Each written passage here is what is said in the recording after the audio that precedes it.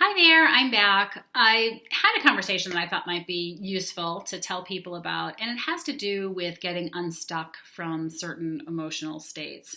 I'm going to give a specific example, although I've had conversations with a lot of people about this recently in different emotional states.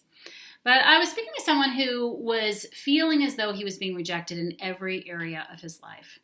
Wasn't getting jobs, wasn't able to find the right place to live, wasn't having romantic relationships work out, things with family weren't going well. And because he's in working with me and the work that I do, we understand that we do create our reality. It's not some woo-woo, oh, the secret thing anymore. We know that this is science. And so he would ask himself this question: why am I creating this? Why do I keep creating this over and over again of being rejected? And I said, that's the wrong question. Because that question, why am I being rejected, is just a millimeter over from why is this happening to me? And that is a state of victimhood.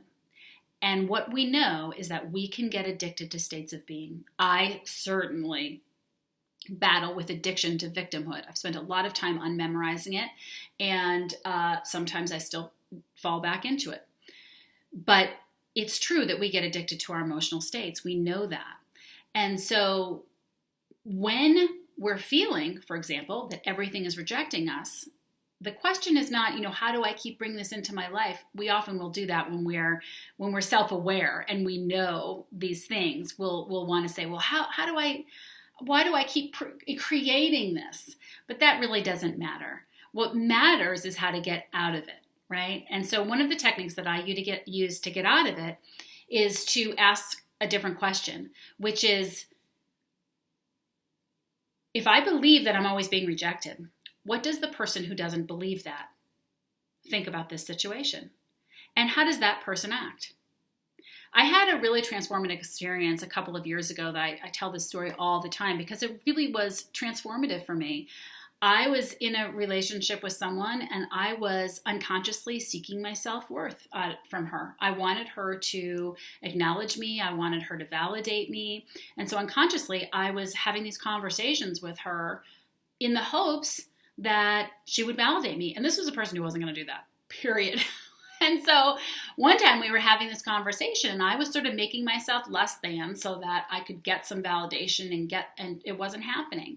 And finally she ended up saying something to me that I guess even at my low self-worth point in that moment struck me as like, well, wait a minute. That's not me. That's not true. And in that moment I asked myself a really important question. This was all over text, by the way. And I thought, wait a minute. Who would the person who believed that she was worthy, what would that person say in this situation? And I was sitting there realizing, well, I wouldn't say anything at all because that's ridiculous what she just said. That's silly. The person who believes that she's worthy is not going to be looking for her self-worth from whatever this person says to begin with. So I let it be. Now, this takes an amount of consciousness, right? You have to become conscious of what you're doing. And a lot of people say, well, I don't do that. Well, I would say, you're probably just not that conscious of it, But if you really take some time to get conscious of what you're thinking and what you're feeling and what you're doing, then you can begin to make more conscious choices. So I asked this person, what would the person who is not a reject and constantly be rejected in their life, how does that person think about these things? And he said, well, you know what? This person that just kicked me to the curb has actually been really mistreating me for a long time. And honestly, I should have gotten out of this a long time ago. I said, perfect. You know what? The universe will do for us what we fail to do for ourselves. So this wasn't a rejection. Never was. That was just the way that this person was looking at it because they are addicted to that state of being and they're looking at everything that's happening as a rejection. Now, it's really important to get out of these emotional states because these emotional states determine the actions that we take. And so, for example, maybe if you're feeling rejected all the time, you don't reach out to people who love you. And then you feel more rejected because you're sitting around by yourself and you're like, nobody loves me. And so you're keeping this going and going and going. Or maybe you're reaching out to people that you know are going to reject you and looking for validation like I was. And sure enough, it shows up again. Oh, there it is again. Or maybe you're staying in relationships with people who are not going to be serving you. And so you can get that constant feedback. Yep, you're a reject. You're not wanted. So asking yourself that question, who is the person that I want to be? And how would that person respond to this is super, super important. I had an experience recently where I was so stuck in this state. And after I finally got through it, I realized that I had made the whole thing up in my head to begin with. That this person was never rejecting me. We had a difference of opinion on something.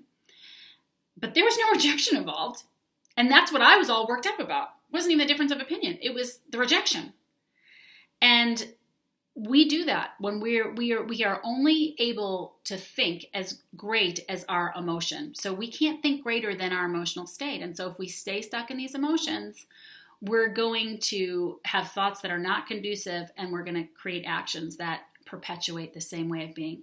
But the last thing I want to say about this is to really have some self-compassion, because emotions are sticky and we do get addicted to them. And while, yes, we need to do everything we can to get out of them, allowing them to be there is also really important, and having grace for whatever state we're in. I know that I spent a lot of years feeling like I had to be better than this. I had to be better than that. And it didn't do much for me except keep those emotions going. So being able to say, you know what, this is where I'm at today, will not only allow some of those emotions to dissipate and bring some higher consciousness to you, but it just makes the ride a little softer. Hope you enjoyed.